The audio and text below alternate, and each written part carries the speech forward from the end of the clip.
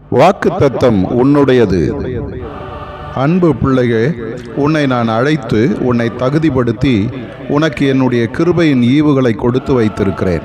நீ ஒவ்வொரு நாளும் பெற்ற அந்த கிருபையின் வரங்களை பயன்படுத்து. அதை இன்னும் வளர்த்துக்கொள். பரிசுத்தத்திலும் அன்பிலும் ஆவிக்குரிய வாழ்விலும் இன்னும் வளர வேண்டும் என்ற வாஞ்சை உனக்குள்ளே இருக்க வேண்டும். இவ்வளவு போதும் என்ற எண்ணம் உனக்கு வரக்கூடாது. இன்னும் உம்மை நெருங்கி சேர வேண்டும் என்ற வாஞ்சை வேண்டும்.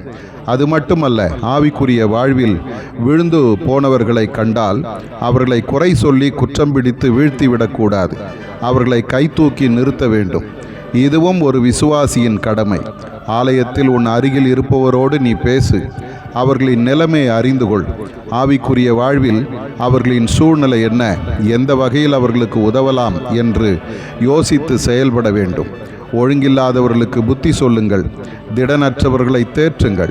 எல்லாரிடத்திலும் நீடிய சாந்தமாயிருங்கள் என்ற பவுலின் ஆலோசனையை நீ பின்பற்ற உன்னை அழைக்கிறேன். நீ அனுதினமும் உன்னுடைய ஜெபத்தில் நான் மற்றவர்களுக்கு ஆசீர்வாதமாக இருக்க வேண்டும் என்று கேள்.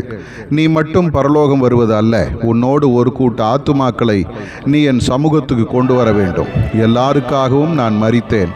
எல்லாருக்காகவும் பரலோகத்தை ஆயத்தம் பண்ணி வைத்திருக்கிறேன்.